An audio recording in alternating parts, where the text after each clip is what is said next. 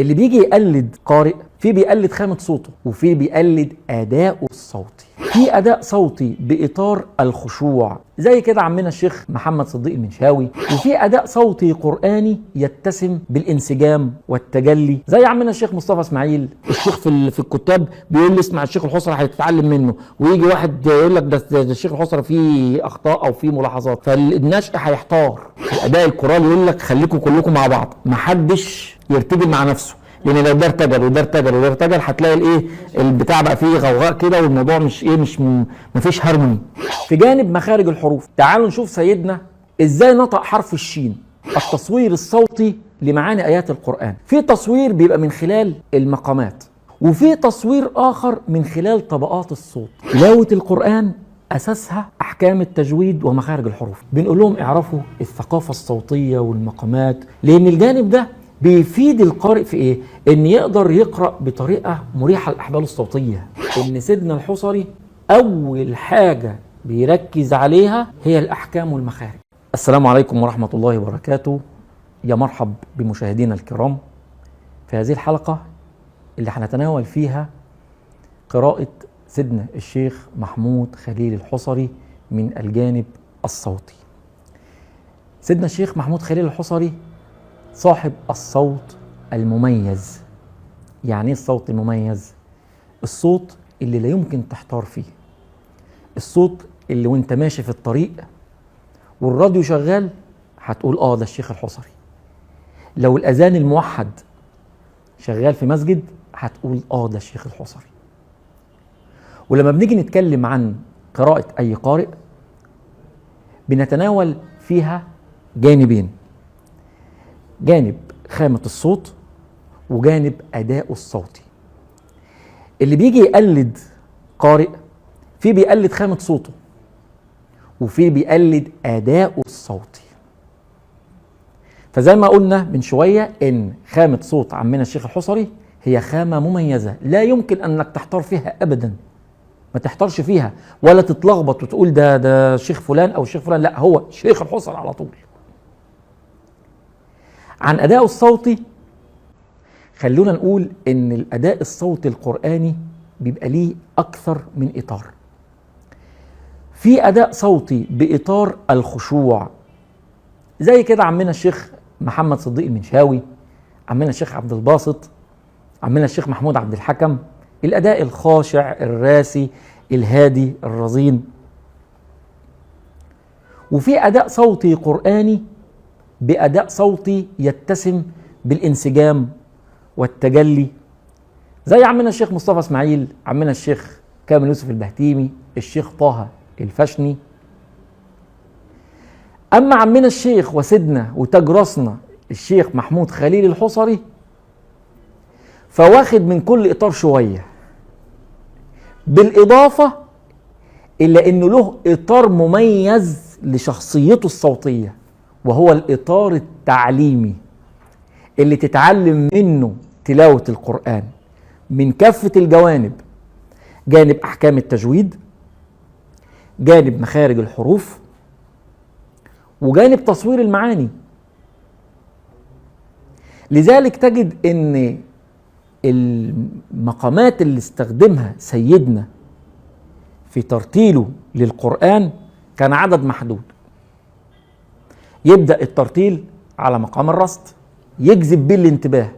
بسم الله الرحمن الرحيم، الحمد لله رب العالمين، الرحمن الرحيم، مالك يوم الدين، إياك نعبد وإياك نستعين، اهدنا الصراط المستقيم، صراط الذين أنعمت عليهم غير المغضوب عليهم ولا الضالين.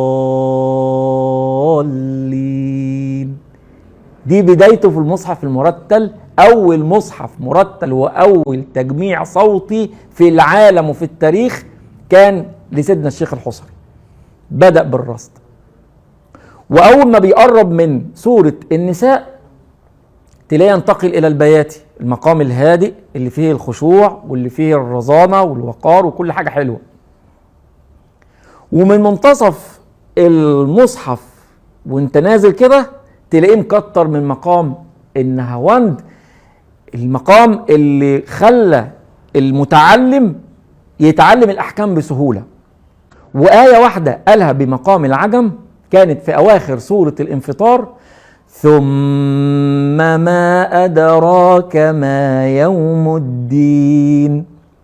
لذلك تجد أن أصحاب حلقات التحفيظ وتعليم القرآن دايما يوصوا الأطفال والمتعلمين لتلاوة القرآن، يقول لك اسمع الشيخ الحصري. الشيخ الحصري هيظبط معاك الأحكام ويظبط معاك مخارج الحروف تلقائيا. أنا شخصيا حفظت القرآن بصوت عمنا الشيخ الحصري، تحفظه صم. لما تقعد تسمعه ليل ونهار بتحفظه صم، بنفس المقام، بنفس الدرجة الصوتية، بكل حاجة. يساعدك جدا انك تحفظ القرآن بشكل جيد جدا. في جانب مخارج الحروف، تعالوا نشوف سيدنا على سبيل المثال ازاي نطق حرف الشين، وازاي بيظهر صفة التفشي في حرف الشين في الآية 150 من سورة البقرة: لئلا يكون للناس عليكم حجة إلا الذين ظلموا منهم فلا تخشوهم واخشوني، فلا تخشوهم واخشوني. اسمع كده وركز في حرف الشين اللي قالها سيدنا، والله قمة العظمة. لما نيجي نتناول التصوير الصوتي لمعاني آيات القرآن، في تصوير بيبقى من خلال المقامات. يعني مقام زي الصبا معروف عنه انه مقام حزن، أسى، بكاء، ندم، حسرة، فبتلاقيه متركب مع المعنى القرآني اللي بيتكلم في الايه، في شوية الحاجات النفسية دي، الحسرة والألم. وسيق الذين كفروا إلى جهنم زمرا. أو مثلا مقام زي النهاوند بيدي إحساس الفرحة، البهجة، السعادة، انشراحة الصدر. فبتلاقي القارئ بيصور آيات الجنة اللي فيها النعيم والسعادة بهذا المقام. وفي تصوير آخر من خلال طبقات الصوت. لما أجي أتكلم عن حاجة ذو مقام عالي أستخدم الطبقة الصوتية العالية اللي بنسميها الجواب. ولما نيجي نتكلم عن حاجة في مستوى الدنيا ومستوى الأرض تلاقينا بنتكلم عنها بطبقة القرار. المثال اللي عندنا لسيدنا الشيخ الحصري في تصويره للمعنى في سورة الرحمن. هات كده المصحف المرتل وافتح أول سورة الرحمن، شوف سيدنا بيستهلها ازاي. بسم الله الرحمن الرحيم. خد بالك، الرحمن عالي اهو، علم القرآن، خلق الإنسان، علمه البيان. شايف التسلسل؟ شايف التسلسل؟ تسلسل من الأعلى إلى أسفل. الرحمن له الهيبة وله السمو والعلو، فبدأ بالطبقة الصوتية العالية اللي بنسميها الجواب. هما بيسموها كده جواب، بدل ما نقول الطبقة العالية هما بيدوها كده مصطلح اسمه الجواب. ونزولا بقى علم القرآن اهو، نزول القرآن اهو، خلق الإنسان، علمه البيان. في القرار تحت اهو، هنا بقى ايه؟ الإنسان والبيان، تمام؟ فجاب منطقة القرار، فانت عايش مع صوته وبينقلك من منطقة عالية إلى منطقة منخفضة. هو ده تصوير المعنى، ودي ملكة تميز بها عمنا الشيخ محمود خليل الحصري. الصحابة كانوا عندهم فكرة عن المقامات وكانوا بيقروا برضه زي القرآن، ولا كان بالطريقة المرتلة اللي احنا بنسمعها؟ تلاوة القرآن أساسها أحكام التجويد ومخارج الحروف. هذا هو الأصل والأساس في الأمر. بمعنى إيه؟ إن أنا لو هفترض إن في مجموعة من 100 مسلم جم جمعية الحصري وعايزين يتعلموا تلاوة القرآن، مش هنقول لهم اتعلموا مقامات بقى وصبا ونهوند، لا، بنقول لهم اتعلموا أحكام التجويد، اعرفوا يعني ايه احكام النون والتنوين والاخفاء والادغام والمدود، المد اللازم والمد العارض للسكون والاخفاء كل الامور دي. مش هي دي اللي معني بيها برضو التغني المباح في تلاوة القرآن؟ ما هو هنا بقى قصة التغني بقى في القرآن. هنيجي بقى لجزئية ايه؟ ان انا لو جيت وجدت من 100 دول 5 صوتهم حلو، هنا بقى في استثناء. ال5 دول هينفعوني انا كمجتمع كجمعية، اللي هيصلي بيها المغرب واللي يصلي بيها العشاء واللي يصلي بيها التراويح في رمضان. ما احنا في رمضان بنحتاج اصوات كويسة، فبنقول لل5 دول بعد ما تتعلموا الاحكام والمخارج وتتأسسوا فيها تعرفوا بقى يعني ايه ثقافة صوتية ومقامات.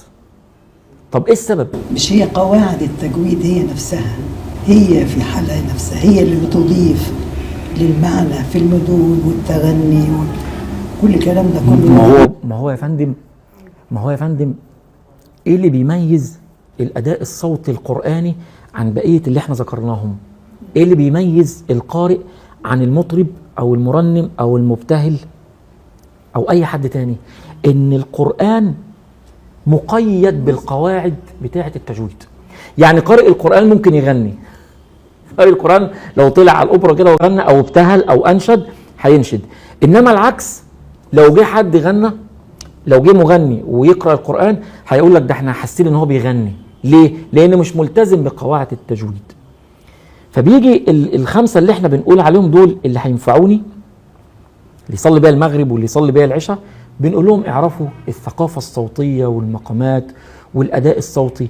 لأن الجانب ده بيفيد القارئ في إيه؟ إن يقدر يقرأ بطريقة مريحة الأحبال الصوتية. في قراء لما بيجي يبدأ الترتيل بيبدأ صاروخ عالي، بسم الله الرحمن الرحيم. طب ده بعد 5 دقايق هيعمل إيه؟ ولو بقى بيقرأ بجزء في رمضان وقعته بيضة. إنما لما يبقى عنده الدراية الصوتية وعارف ان المكان المنخفض اللي اسمه القرار ده مكان مريح، فيبدأ منه ويكتر منه، بسم الله الرحمن الرحيم، هكذا. فالجانب الصوتي مهم للقارئ ان هو يقدر يضمن لنفسه الاستمرارية في القراءة بشكل مريح لأحباله. بل حضرتك طيب لما نرجع بقى للصحابة ونرجع للعهد ده، سيدنا النبي صلى الله عليه وآله وصحبه نادى على سيدنا عبد الله بن مسعود وقال له اقرأ. فسيدنا عبد الله بن مسعود قال له ايه؟ اقرأ وعليك انزل يا رسول الله. سيدنا النبي قال له ايه؟ قال اقرأ فإني أحب أن أسمعه من غيري. لذلك سيدنا النبي لما حب يستمع إلى القرآن اختار من أبو 5% اللي صوته حلو. فما يجيش حد يقول لك مالي هذا القرآن أنزل. لا، القرآن نسمع. القرآن الطبيعة البشرية بتحب إنها تسمع وتنصت. أكيد مش كده برضه ولا إيه؟ ومتعة من متع الآخرة، وأداة من أدوات التعذيب في النار والعياذ بالله. لهم فيها زفير وهم فيها لا يسمعون. وسيدنا النبي قال إيه في وصفه للجنة؟ ما لا عين رأت ولا أذن سمعت. فبالتالي الإنسان لما يمتع أسماعه بالقرآن أظن أن هذا ليس فيه حرج، ما دام بالالتزام بهيبة ووقار كتاب الله. والحاجة اللي نحب نقولها للشباب القراء إن سيدنا الحصري كان في قراءته للقرآن أول حاجة بيركز عليها هي الأحكام والمخارج المعنى، ويجي بعد كده بقى تصوير المعنى. لا الأحكام والكده خلاص بقى في طبيعته، خلاص يعني في تكوينه، خلاص ما يقدرش يحيد عن الأحكام. ولذلك حضرتك الإضافة فعلا حتة المعنى، حتة الإنسان فعلا يعيش في معاني القرآن، فهي مذاق آخر. هل الوارد في كل قراءة من قراءاته في السور عند البداية لما يبدأ بالبسملة، نعم، كل آية من الآيات أو معظم الآيات والآيات وحتى البسملة برضه مرتبطة بمعاني الآية اللي هقولها يعني يعني هو كان له بسملة كده مميزة وفي أغلب سور القرآن. بسم الله الرحمن الرحيم. البسملة اللي تخطف الأسماع وتشد الانتباه. تعالوا نسمع. ده اللي كان على مقام النهاوند. البسملة اللي كانت على الرسط واللي استهل بيها المصحف المرتب بتاعه. بسم الله الرحمن الرحيم. البسملة دي يعني علامة مميزة جدا في سيدنا الشيخ الحصري. بسم الله الرحمن الرحيم. واخد بال حضرتك؟ فهو كان عنده القدرة الصوتية اللي تخليك منتبه وقاعد تسمع بإنصات وخشوع، بجانب الجزء التعليمي اللي احنا قلنا فيه أحكام التجويد ومخرج الحرف طلعه مظبوط، حتى أزمنة المدود بتطلع بالملي ما تخرش المية. سيدنا شيخ الحصري بنعتبره كأنه المرجع زي مراجع الطب، الكود زي أكواد الهندسة، زي الكتب بتاعت القانون الجنائي والقانون المدني اللي يقول لك ايه، نرجع كده للكتاب ده نشوف بيتقال ازاي. اهو سيدنا الشيخ الحصري كذلك المصحف بتاعه مرجع كود. يعني حضرتك لما تسمع في البلاد الافريقيه بالذات والكم الجميل ما فيه من الاطفال الكبار في افريقيا لما بيقروا محاكاه لقراءه الشيخ، ده لا تعليل عندك؟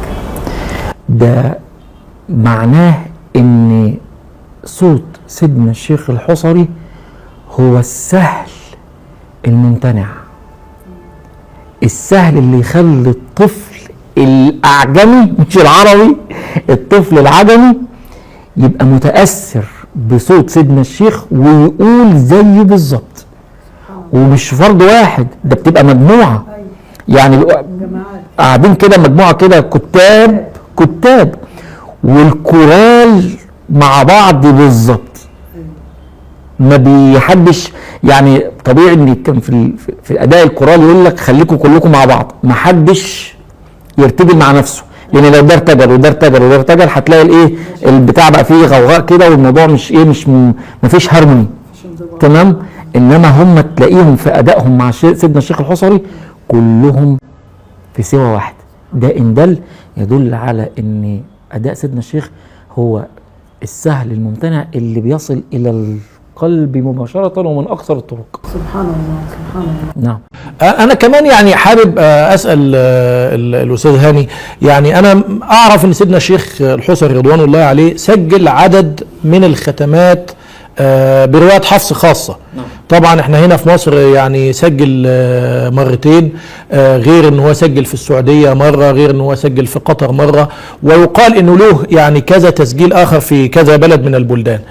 انا عايز اعرف هذه التسجيلات، يعني على الاقل التسجيلين اللي موجودين عندنا في مصر هنا، فضلا عن ان ده بيختلف من ناحية الرواية، من ناحية الطريق اللي بقرأ منه، لانه سجل واحدة من طريق الشاطبية وواحدة من طريق روضة المعدل، كويس، من طرق النشر، فواحدة بالقصر وواحدة بالتوسط.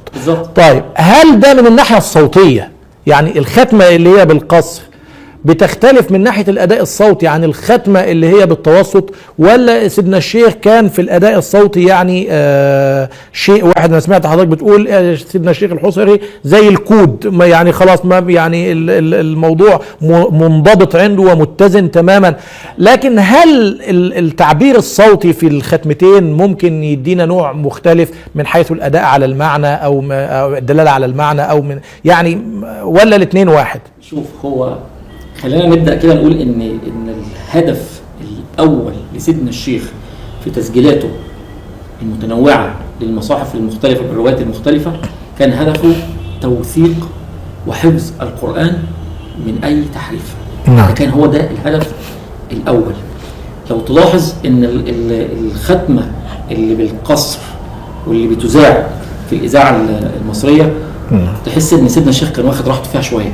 نعم. تمام.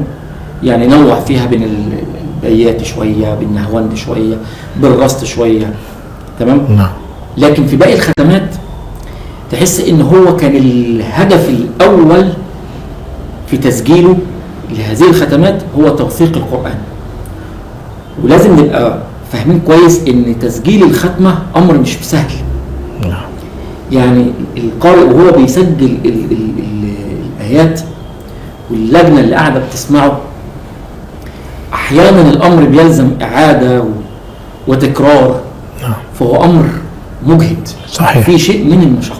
صحيح. فأرى إن الختمة الأولى اللي هي بتتذاع حاليا في الإذاعة المصرية يعني سيدنا الشيخ إيه واخد راحته فيها شوية.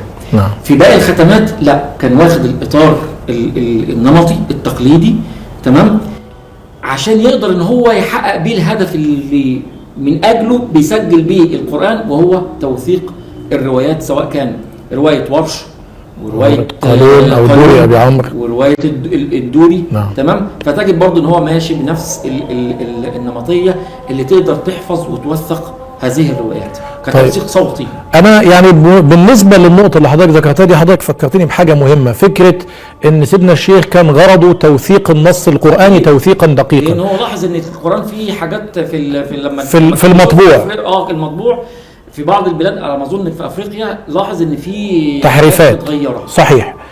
بعض المشايخ قال ان يعني الختمه المسجله في الاذاعه بتاعه سيدنا الشيخ الحصري يعني فيها بعض الاشياء الناقصه من ناحيه الاحكام، وان ده عشان المعدات كانت قديمه ويعني ما كانش فيه التقنيه اللي موجوده دلوقتي، وان يعني هم معذورين في ذلك، وان هم حاولوا يستدركوا.